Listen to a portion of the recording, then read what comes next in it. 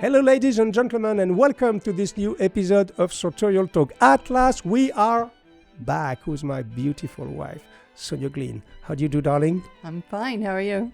I'm good. I'm so happy to be back. Well, to be honest, we received so many requests, so many messages from you, our followers.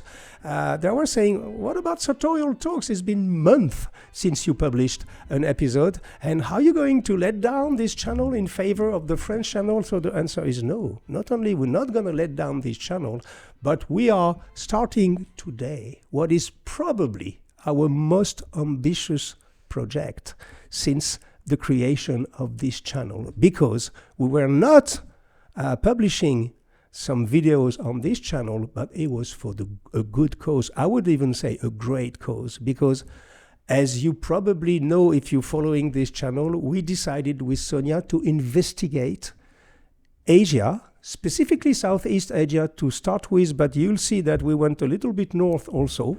And so we decided to update the sartorial scene in this region of the world, because we had the intuition that this was the place where things were booming, buzzing. There was a lot of energy around the sartorial culture. And so we decided to take the bull by the horns. Instead of simply ask people to send us pictures about their tailoring and a little bit of write-up, we decided to go on the ground and to visit every atelier, every workshop, every tailor, every shoemaker we could find. And in exactly 2 months and 1 week, from February 22nd to April 26th, we visited how many people? You remember how many we visited? 104 in person, but also 3 that came to visit us. So 107 total. 107 different houses, tailors, shoemakers, shirt makers, tie makers, silk makers, etc., etc. So can you imagine what it requires to visit 107 different artisans? We can tell. We're going to publish and we're going to produce on this channel, I think, the most extensive review of the Asian sartorial scene ever. I think I'm right. And yes, and you know, we couldn't find it anywhere.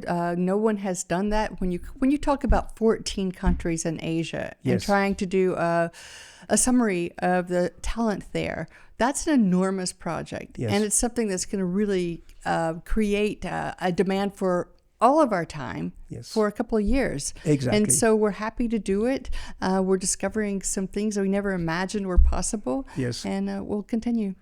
That was mesmerizing, I agree.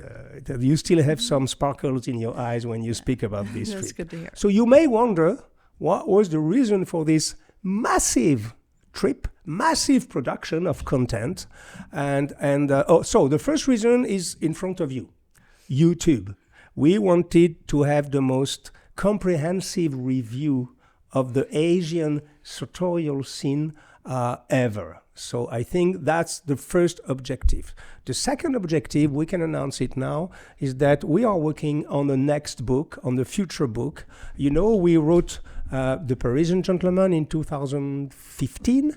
We wrote with Sonya The Italian Gentleman in 2017. Then we wrote together Shoes, which is not available anymore, unfortunately sold out and will not be reprint, as far as we know for the moment, in 2019, just before the COVID. I published in France an anthology of the best texts of Parisian gentlemen, but it's in French only for the moment, last year. And we are working on the Asian gentleman, that is to say, the same kind of book we did on Italy and France, but for the Asian reason. The only problem we have right now is that, considering the amount of artisans we've been visiting, and considering the amount of artisans we still need to visit, and we'll tell you why at the end of this video, because we're going to continue the trip in other countries. Considering this, we don't know if we'll need 1 volume or maybe 2 or maybe 3. We don't know for the moment. So that's the second goal of this massive trip. And the third one, we can't disclose the information because it's a little bit early for the moment, but we are working with Sonya on a very interesting, a unique, one-of-a-kind project of a sartorial hub, I can just tell you that, in the region, in order to help the customers who are coming in this region to have the exact level of service, and also for the artisan to be promoted to many, many more people than for the moment. So these are three important projects. That means that we're going to spend some serious amount of time in Asia in the coming years, but we love it because the first thing we like about Asia in general, it can be summed up in one word for me, is energy. We find a lot of energy there. And this was just the first leg of this project, because in August of this year, we're going to continue cruising, visiting, try to identify the right people of the sartorial scene in this region with 5 more countries: Indonesia, Malaysia, the Philippines, Taiwan, and of course, China. So with this, I think we're going to produce something totally unique, and I hope you're going to enjoy it. So for this first show, what I suggest, darling, is that we're going to give you a little debrief, country by country, not going into the detail of each house and each tailor and each artisan, because we're going to dedicate a lot, dozens of episodes to that, but just have a global feeling on the differences and the idiosyncrasies country by country. Do you agree with that? Yes. I mean, all of this took, I don't want to exaggerate, but I would say probably thousands of hours to find who to visit, to make all the contacts, to double check whether we were doing it right, and to actually go physically see them, take a couple hours, get to know the artisans, try to come back and do some type of organization so we remember, because this is 107 visits. I mean, imagine you have to remember all these visits. So it's been a lot. Now you understand, ladies and gentlemen, why we were absent from this channel, and now you can understand also that it was for a great cause. So let's start with Thailand. Well, we say Thailand, but in reality, we went to Bangkok specifically. But I suppose that 75, if not 80% of the sartorial scene is in Bangkok. So Bangkok is a strange beast. Very different. Right? Very different. Explain to us why it's for us. It was not the easiest city to really investigate because the offering there is so large. And the people mostly come as tourists to have so-called bespoke for $200 in 48 hours. That is very difficult to identify, to separate the wheat from the chaff in Thailand. That's right. It took a lot of asking around. It took a lot of looking at social media and reaching out and trying to understand the work.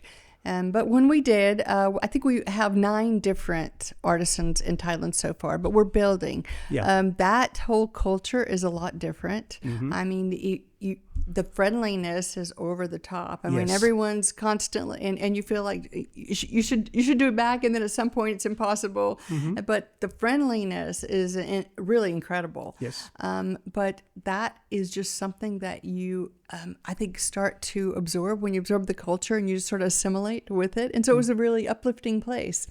But when we visited the artisans themselves, we found that they were really trying to put up like a really nice atelier show. I mean, it was beautiful. I mean, they care about decoration. And so when we got in there, we weren't so sure. Like, is this all a facade or is there some depth there? But I think we found 3 or 4. So we did 9 visits in Thailand, and 9 visits out of the massive hundreds and hundreds of, I wonder what to say, fake tailors who supposedly do bespoke, but most of the time it's not even natural fabric. And it's almost not even their fault, because the public expects them to turn around a suit within 1 week. And so sometimes even less. That's their marketing format, because they think that's what's going to get their customers. And so this is almost like a cultural shift that has to be done, just so they can do more quality work. Because when you're pressed for time, you cannot create a quality bespoke suit. But it became a business model. People go to Thailand because they think they can have a bespoke suit for $200 in 48 hours. And of course, it is not possible. So The few houses that we selected, we're going to speak about in the next episodes. We've been finding them, and they are the real places to go in Thailand. Don't expect to pay $200 and to be delivered in 48 hours. This is bona fide tailoring, of course, with a very interesting price for us Westerners, but still, these are the real people. Me, I did like Thailand for the same reason. Very gentle people, a lot of tourists, of course, in Bangkok. But I think that our job and our mission on Thailand with this series of episodes will be to change the mentality. You can go for the price, and even if you go to the right people, it's not going to be as cheap as all these, almost tailors that are suggesting these very cheap things. But at the same time, you will still have a good price, but with bona fide real craftsmanship behind. So that's for Thailand. Then right after that, we're going to do it in the order of our flights.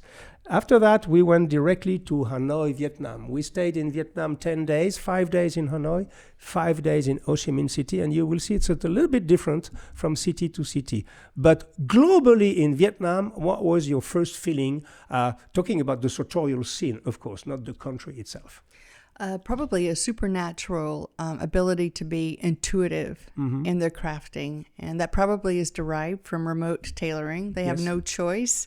There's no option to do forefittings, especially in this remote situation. So I see that they've developed such an intuition that they can craft a suit, send it to you, and sometimes, unbelievably, the suit will work. But more often than not, they'll send it back, make the adjustments, and return it again. And it's incredible compared to other countries. We never seen that level of like a sensory processing to understand the body remotely. Now, usually these craftsmen say come at least once. Yes, of course. So we can see your body and better. perceive you, even your personality. And then from there, we can do remote tailoring.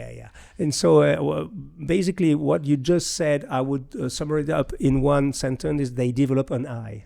Yes. That very few tailors have. We were very skeptical about the fact to do remote tailoring. I explained to you why the Vietnamese do mainly remote tailoring. Of course, if you can travel to Vietnam, you're going to be a whole lot of excellent addresses in the next episodes, this ongoing series about Asia. But if you cannot go to Vietnam, sometimes we can say, but why don't they come? They travel to our country. It's not easy to travel with a Vietnamese passport for the moment. It's possible, but it's not easy. So anyway, those people, out of necessity, it was difficult for them to go to meet clients overseas, and it was not easy for the people to come for 2, 3, or 4 fittings in Vietnam. So they developed a nice... I agree. And you know, the process is you do your first remote measurements. You would show up in Vietnam and then have your real fitting and then go from there. I just wanted to say that because initially you're going to save a lot of time if you do your first remote measurements with them, because you're ready to go for your first fitting immediately. Yes. So I just wanted to throw that in there. Another thing I notice is they listen very well. They don't have a lot of preconceived notions as a culture. Yes. And they're very open. If you say, I want a higher armhole, I want a lower breast pocket, I want my, hip pockets on the hips, they're going to listen and respond, which I kind of respected, because a lot of other tailors, I respect their ability. I'm not going to tell them what to do, but I kind of appreciated that freedom with the Vietnamese. Yes. A lot of energy in Vietnam, a lot of hope. This is hardworking people. We discovered some kind of a new energy there. And I think Vietnam is probably the most buzzing place currently for the sartorial scene. Why? Because those people arrive. You know that Vietnam now, China is growing very fast. So they are not the atelier of the world anymore. Now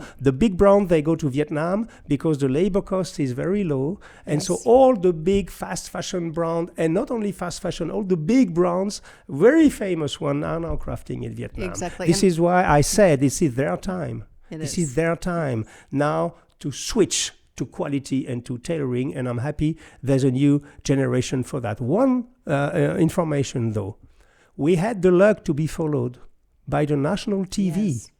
So that was a big deal for them to have a Westerner who have a little bit of audience coming and visiting artisans in Hanoi. Specifically, they followed us 5 days in Hanoi. And so it gave birth to a nice documentary of 45 minutes. It's called The Soul Behind the Craft. And well, I will give you now, let's look at 20 seconds, and I will give you the link so that you can look and watch the full documentary on Vietnamese artisans. May I add something? I think that most of them are passionate. It means they don't only put their hands on the work, they put a little bit of themselves and a little bit of their soul inside this. Right. So yeah, I'm very optimistic on the fact that in Vietnam, the style arena, we call it sartorial. And so the sartorial scene in Vietnam is developing, and we are here to say to the world that this is a good place now to make suits and shirts and even shoes. There are very good shoemakers around here. Right behind you, so can you show us? For Hugo Sonya, bespoke represents the highest expression of craftsmanship. During his visit to Vietnam, he set out to meet the artisans, keeping that tradition alive. Beautiful. In most of ready-to-wear and made-to-measure, people are using patterns that already exist, that is not made for the person. It's they took a pattern that is existing and they readjust it to the size of your body. Whereas masters like him are able to design a pattern by hand from scratch. As a bespoke tailor who produces no more than 3 suits a month, the shop owner himself understands the true value of craftsmanship. Tay nghề của người Việt Nam rất là khéo. Khi mà khâu tay hay là làm bất cứ cái gì mà bằng cây trí óc và cái bàn tay thì họ rất là khéo.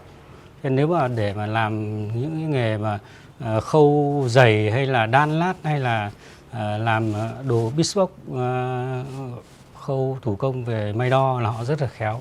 And finally, I will also just pitch in there that this is a suit that was made in Vietnam when we were there. The one you're wearing I can now. answer in the comments if anyone's interested, but it was a success. Very good price point and very good ear for what I wanted, and I'm quite happy. We also met an amazing shoemaker in Vietnam. Yes.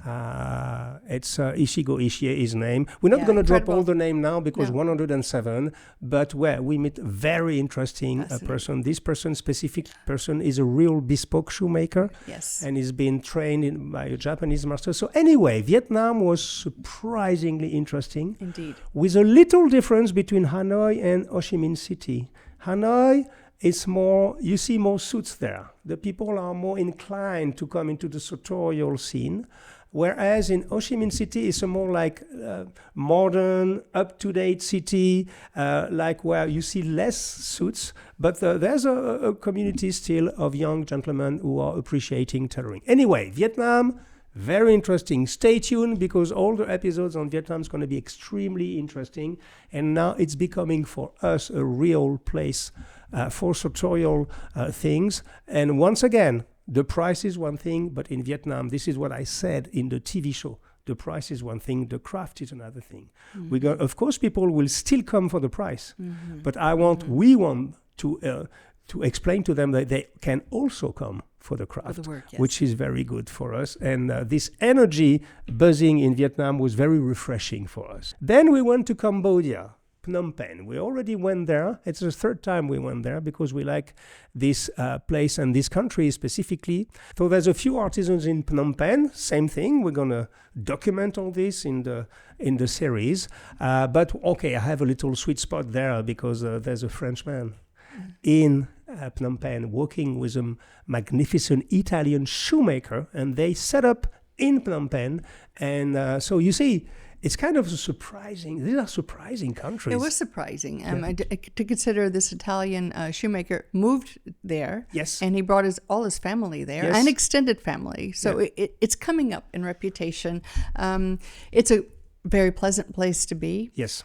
There's certain areas that are quite spectacular. Yeah, it's a spectacular place because of the Mekong River. It's magnificent. Yes. Anyway, Cambodia, surprisingly, is also interesting for the sartorial scene, and you will see that we are developing numerous projects in this country. Then from Cambodia, Phnom Penh, we went to Hong Kong.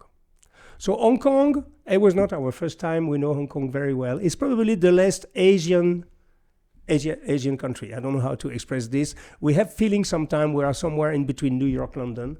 Yeah, exactly. It's a concrete jungle, but still there's a very booming sartorial scene there. So what do you think about the sartorial scene in Hong Kong? Okay, it's not something new for the people, and I suppose the people who are sartorially, they know Hong Kong, the sartorial scene there. But what is your opinion in comparison with Vietnam and Thailand, for example? Well, Hong Kong is Hong Kong. You know, there's an energy there. And yes, there's a lot of concrete, but it's nice to go there and feel that energy. You know, it's massive in New York City, but there's also a little bit of that in Hong Kong. So you really feel that, you know, that type of uplifting spirit. Yes. And so, I mean, of course, I always like to go to Hong Kong. How about the artisans? The artisans, you have to search. Yes. You have to look hard, but they're there. Yes. They are there. So we're doing a little bit of reserving our names right now. Of course. But yes. We found 15 good ones. We're going to go back, probably visit 10 more. Yeah. So what I wanted to say about Hong Kong, from my opinion, is that everybody knows the usual suspects. We can throw one that we like very well, Ascot Cheng for the shirt, for example, excellent shirt maker. But these are usual suspects that we love, of course. Yes. And then for the tailoring, same thing. People know a few names that are very famous, and specifically on social media. Yeah. But what we did is that we managed to find people who are more obscure, who are a little bit hidden even. Some of them not really at the very center of the island, or something more remote places, but we find some excellent surprises that we're going to speak in the next episodes. You can see a little bit as a teaser some little videos and pictures here and there during this episode, but this is very interesting, and I think we're going to bring something new in the plate concerning Hong Kong. Yes. I hope so. I hope so too. It'll be fun to throw in the B-rolls and see who recognizes whom. So I'm interested. Then from Hong Kong, we went to South Korea, to Seoul, in South Korea. And that was our first time there. Yeah. We didn't know what to expect, really, because there's some big name there who've been extremely active on social media. And that's one of the points, is that in Korea, all the tailors, and especially the young generation of tailoring, they're super active on Instagram, social media in general. And I wanted to say to them, and I did say to them a few times, they said, don't put the confusion between social media fame and craftsmanship. Some people think that because they have real or fake followers, like 1 million followers on Instagram, it tells that they are good craftsmen. This is not the way we are looking at things. So once again, how many people did we visit in Korea? So we visited 20, and Korea is it's unique. I kind of like it. It's different. I like the way they own their power. You know, women especially, they're told, own your power, don't worry, just be who you are. And they really embrace their own power. And I think it might be because of the K-pop culture. Yeah. And so they're ready to be a superstar. Yeah. And it's very interesting. They put a lot of efforts in the style. Even the people who are not in the sartorial scene, in the street, the kids normally, they make efforts to look good. Insane. The energy. And I think it's the best dressed street of any other city I've seen in terms of streetwear. Almost everyone's dressed up. They literally look like they're going to a fashion show. And that was shocking. Yeah. And I kept pointing, I said, is this real? And different streets throughout Seoul, we saw the same thing. And we found also some very good tailors there. Yes. There's a lot of some extraordinary tailors. I remember one specifically we're going to speak about, to some interesting tailors. We visited also some MTM places. It's a buzzing place. The only thing is that I think that the prices they ask are not way more important than in Vietnam, of course, in Thailand. And you know, we don't care about speaking only about the price, but we were surprised that in Korea now they basically practice the same kind of prices than in Europe and They do, but you have to know something about Korea. They're intensely influenced by the Italian craftsmen. Yes. I mean, you'll see so many Florentine shoulders there. And I, at one point, I was like, what is going on? Almost every visit, we're viewing Florentine shoulders. Yeah. And it was just and also, you know, the double-breasted, buttoning the bottom pocket of the the double-breasted suit. Mm-hmm. I asked a few artisans about this, and they said, I thought that was the only way to do it. So just that buttoning of the bottom button on the double-breasted jacket was interesting too. But there's several other things like that, that's Italian, I that can they explain hold to you. too tightly. I can explain to you Liberano? why. No. What? Petit uomo. Okay, petit uomo, yeah. The Korean are massively attending petit uomo. Same as the Japanese, by the way, and the Singaporean. Yes. Massively. Which is not the case for the Thailandese, which is not the case for the Vietnamese, because it's difficult for them to travel. Korea are part of this young generation sartorial artisans who are, for them, the two highlights of their years to go to petit uomo. So, of course, they are highly influenced by Italian. And we also met 2 or 3 tailors who've been trained in Italy. And so this is very interesting to see. So Korea has been influenced big time by Italian tailoring. And this is why you can find some very decent tailoring there. And we met one shoemaker, Kenjiro Kawashima.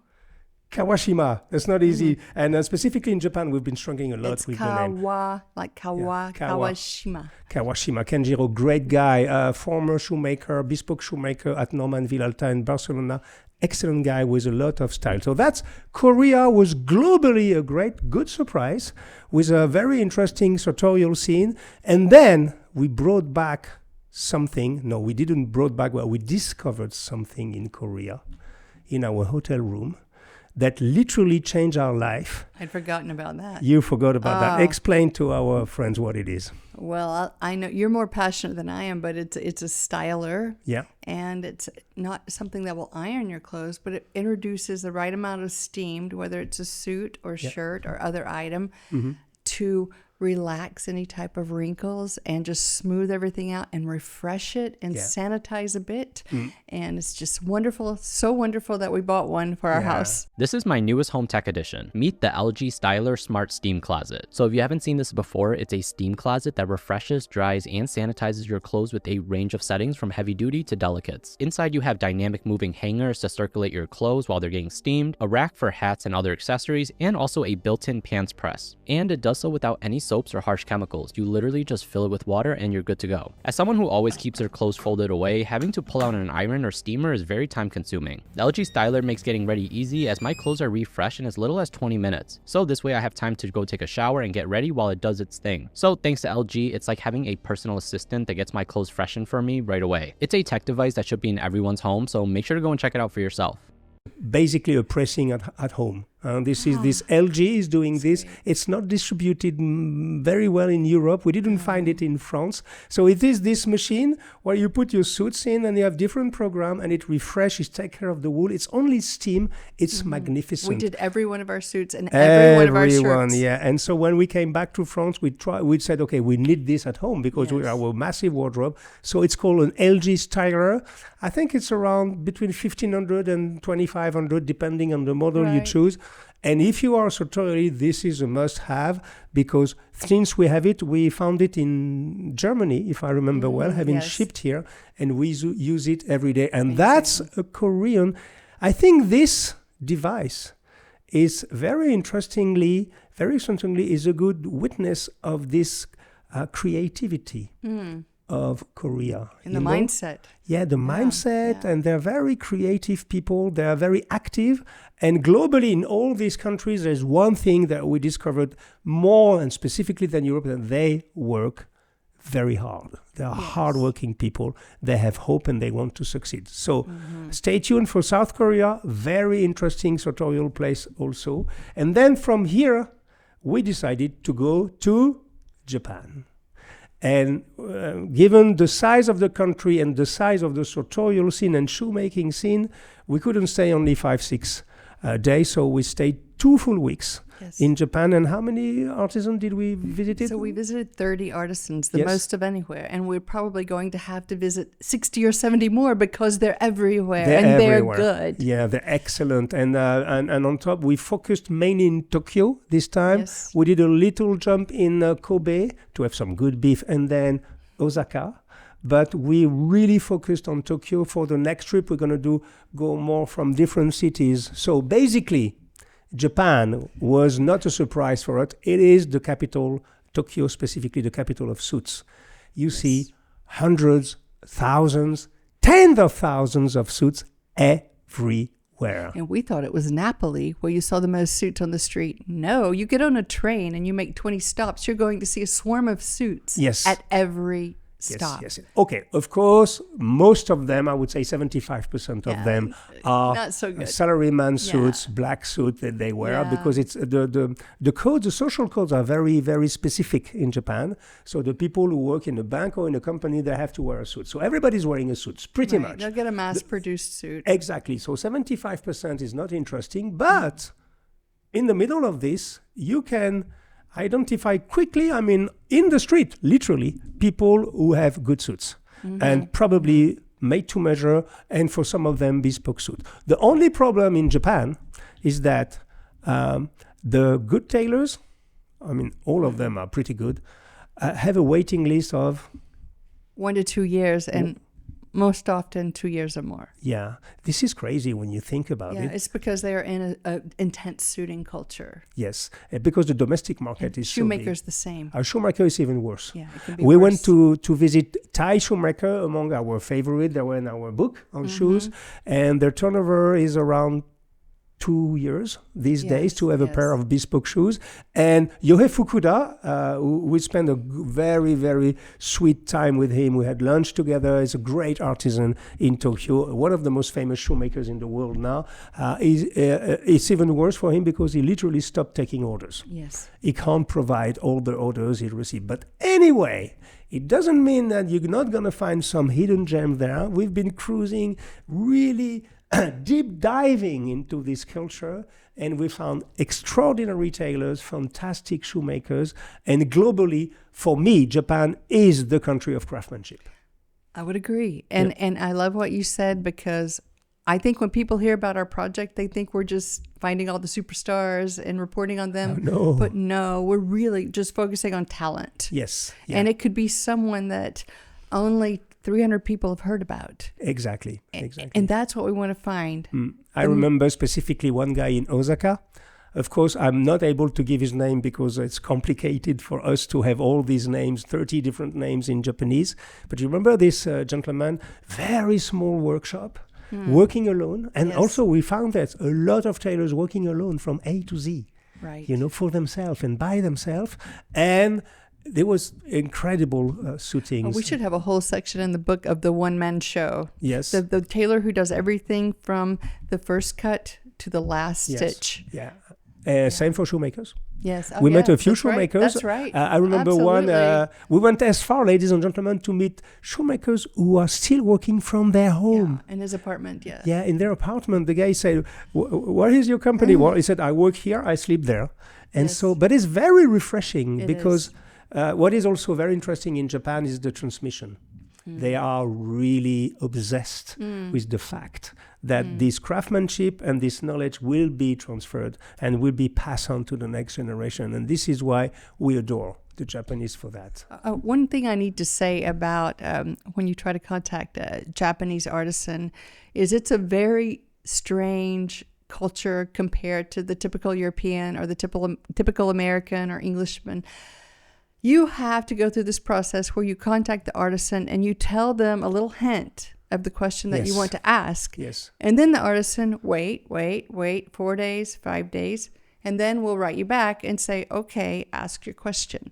I've never seen that before. I think that's what they're comfortable in doing. They don't want to rush. They're very steady. Yeah. They contemplate before they speak. Yes. And so that's something that I think is important to point out. And that you have to adapt to that. Yeah, and add something on what you just said, which is very true, is the concept, which is the central concept of Japanese in general, and specifically the artisans, is humility. It's in their DNA. Insane. They have to remain humble. For example, for the prices, you would be surprised. Because you can find some bespoke. The problem in Japan is not the price. The problem of Japan is that they are overloaded by work. Yes. And so you have to wait a long time. But otherwise, the prices are extremely, quote unquote, reasonable for pure bespoke. And I explain you why. Somebody in Japan explained to us why. Is that humility for Japanese artisans, it's everything. And even for a Japanese person in general, they don't want to show off. This is the exact reverse culture. They want to be discreet and remain humble. And when an artisan and a tailor wants to increase his price for $200, for example, or even $100, he will think for weeks to do that. Then maybe do $50 instead of 100 increase of price, because he doesn't want to look not humble. Humility is very important for them. Surprising. And they have a lot of respect for the old masters. They protect and worship them literally. So, of course, Japan is like, it's the Holy Land for us. And we adore this country. And you're going to find, but that's the point. We can assure you, we're going to show some good surprises. And you're going to learn about names you probably never heard of in Japan, even if you are into the sartorial culture. And I'll remind you, throughout Asia, we were searching for shoemakers. It was not easy to find. And in Japan, we find this plethora of shoemakers. The biggest concentration. It is a mecca. It's insane. Yeah, it is the biggest concentration of bespoke shoemakers in the world. Because they have a domestic market and people who are addicted to craftsmanship. Anyway, Japan, I think we're going to dedicate maybe 10 to 12 episodes on Japan, because it's a very interesting country. And then from there, we decided to hop to, it's a long hop because it's 6 hours flight, actually 7 hours, to Singapore. Well, the reason was logistical. We needed to be in Singapore to fly back to France because we wanted to avoid Middle East, like every travelers in this moment of time. And so we went to Singapore. So same thing. Singapore, it's its own beast. It's a different place. It's like it's a different place. I have no comparison. It doesn't look like anything in the world. It looks like when you're going through there, it looks like a little fairyland with all the foliage, and it's almost like Disneyland. I hadn't been there before. And so I was so impressed with the landscaping and just the mood and the amount of energy they put into aesthetics. Yes. Then someone told me, I think it was Kevin C., he said, this is just it's just an island. Yeah. Exactly. So it's sort of like an island culture. I'm like, I didn't really think about that, but you're right. I appreciated this visit for different reasons. First reason is that, as you said, it's a crazy place. It's not cheap, ladies and gentlemen, to be in Singapore. It's quite expensive, but it's a very interesting place. The second thing is that all the people we met said, it's difficult here because it's so hot. It's very warm in Singapore. So the suit culture is not very present because of the climate. It's very, very hot. And it's not easy, even if you go with your linen. You can, of course, but it's not easy. And the vast majority of the population, they dress very casually in general. Not as casually as the US, but still very casually. We can differentiate from the day dressing and evening dressing. So they're still doing suit culture in the evening. Yes. But you're right. It's almost non-existent during the day there. But what is interesting is that the few artisans we discovered or we knew already, they decided to take the bull by the horn and to apply the bespoke and the sartorial techniques to more casual attire. I think of our friend Kevin Sia, for example, in Singapore, that we know for almost 20 years. That's what he did.